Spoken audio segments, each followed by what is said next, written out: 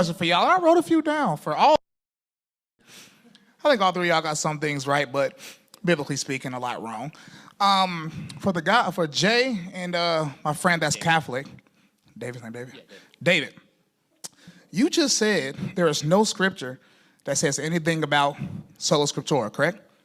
Yeah, that's that actually confirms it. I mean, I'm sure that you're going to say it's alluded to by somewhere in some ethereal sense, but yeah, where it's like only use scripture. So not literal. Like it won't be literal when I quote it. It'd just be like maybe, possibly. Well, I mean, there's things that they hold fast to what was passed to you in the word and whatnot, but it never says all of revealed doctrine is here in scripture. So, right. Awesome. So when you go to 1 Corinthians chapter 4, verse 6, I said this in a song, by the way. It says, "Do not think of man above that which is written, so they are not puffed up with one another." What that mean? Right. So 2 Thessalonians 2:15 qualifies that and says that hold fast to the traditions that you were taught, whether oral or written. That's a standing injunction to pass on both the oral and the written. Great. I love the verse hopping. Loves it. But answer my question. What does that mean in 1 Corinthians chapter 4, verse 6, when it says, "Do not think of man above that which is written"? I don't want another verse. At that time, was there a canon of scripture? What does it mean when the scripture says, "Do not think of man above that which is written"? The existing text. And we don't believe that man's above the text. It's a both and, not an either or. It's a false dialectic. So that means the text is the authority, correct? It's an authority, correct. The authority, because you can't think of man. Truth doesn't say that. Truth can't contradict truth. So it's not like something can be written in scripture and then the church can say the polar opposite of it. That would also be an implication of what you're citing there. But again, go back to scripture, and it's not scripture is the pillar and bulwark of truth. It's the church is the pillar and bulwark of the truth. One more question. Yeah, so the scripture is authority. I'm glad we got that out the way. Tiger, because he has the eye of the tiger. He does have the eye of the tiger. Are you sure about that? So my next question might offend everybody in here. I got so many questions written down. It's just, oh man. Pick a good one.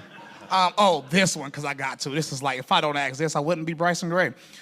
So I just want to be clear. All three of y'all say that the law is done away with or is changed or we don't have to follow it anymore. Is that true? No. Oh, so y'all believe we do have to follow the law? Well, not the Mosaic law. Obviously, in Acts, Christ appears and says, "Go and eat," meaning like these dietary restrictions are wiped away. But the matters of the eternal law and what were, the Decalogue absolutely is still binding. Yeah, so none of that is really true. Like according to Jesus, right? We're followers of Christ. That means you're a follower of Jesus.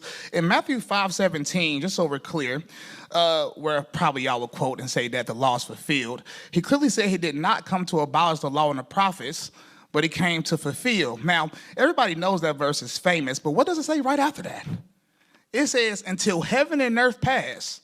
I'm going to repeat that because I know somebody's going to skip over it. "Until heaven and earth pass, not one jot or tittle shall in no wise pass from the law until all is fulfilled." And then it says, "So those that teach people not to keep the commandments and people that don't keep the commandments will be called least in the kingdom of heaven. And those that keep the commandments and teach people to do so will be called great in the kingdom of heaven." So I want to know, what are y'all going to be called in the kingdom of heaven? Right. So the question is not, do we keep the law or throw away the law? It's how is the law kept? And when you read Paul's epistles, he explains the way that you're laughing. He explains the way Christians keep this law. So we don't keep it the way that the Jews kept it. We keep it in a spiritual way. For example, when it's not sowing two seeds in a field, when it's not sowing two different types of cloth on a garment from Leviticus, does he say that's how we keep it? No, he says that that's a spiritual meaning about morality and immorality. And what I tried to tell you about the New Testament when you tried to quote that about Sola Scriptura is that you realize there was no canon of Scripture yet. That's a decision that the church made hundreds of years later, which is not your church. It's the Orthodox Church that made that decision.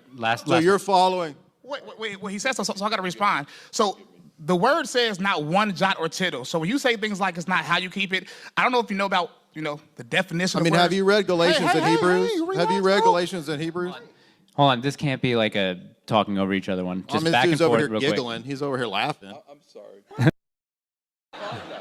I apologize. Wait, bro, how do you even know what anything is talking about if you don't read what came before it? That makes no sense. You don't start a movie from the end. That sounds silly. So Jesus said, until heaven and earth pass, not one jot or tittle. What does one jot or tittle mean? Does that mean some? Yeah.